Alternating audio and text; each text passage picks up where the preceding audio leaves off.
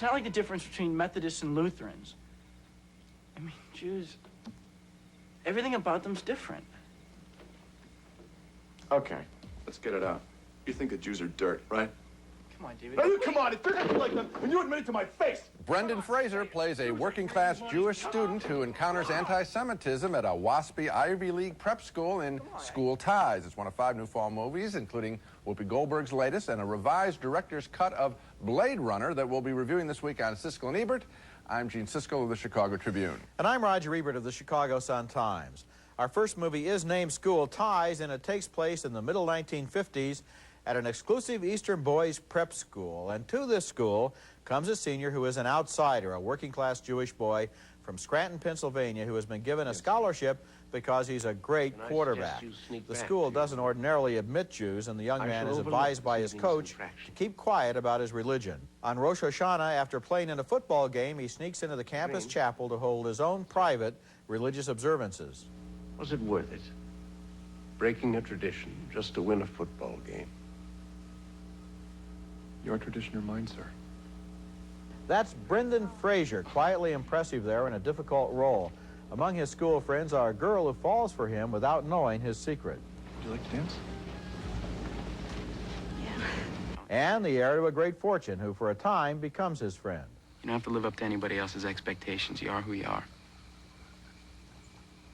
That's really what draws people to you, David. It's not that you're the cool quarterback. And that's Matt Damon as the rich kid who reveals an ugly anti-Semitic streak when he discovers that David is Jewish. Bishop Fulton Sheen gave such a stirring address that afterwards 10,000 people converted to Catholicism. Then Billy Graham got up, and after an hour of inspired preaching, 10,000 people converted to Protestantism. Finally, to end the program, Pat Boone got up, saying there's a gold mine in the sky, and 20,000 Jews joined the Air Force. I had my doubts about School Ties in the opening scenes in the hero's hometown. A confrontation with a bunch of motorcycle hoods is almost laughable, but the prep school stuff is another matter altogether. It creates the kind of closed, hothouse atmosphere in which people feel free to be bigots, even though they have no knowledge about the people that they think they hate so much.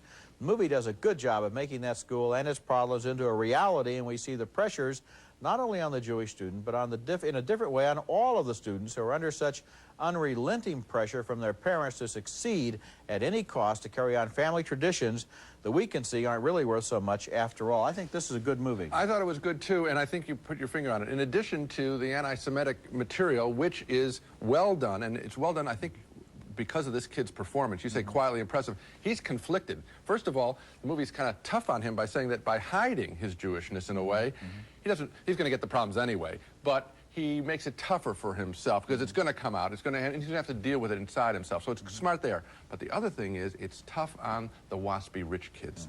That one kid in particular is shown that he can't win. He can't win. His parents have set it up.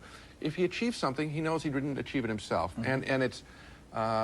He's like the 4th or 5th generation that's gone to the same prep school. He's headed for the same Ivy League university. His parents really see him only as the latest model of the family line, and so he's trapped. And then, of course, he's trapped again in this dilemma that comes up at the end of the film. I had one personal thing I want to tell you about. This is set in a prep school, and the anti-Semitic stuff is directed at this kid. Yeah. I have had the same experience as this kid. Mine was a swastika, and he has it on the flag in his room. I had one on a piece of toast in jelly handed to me at my prep school.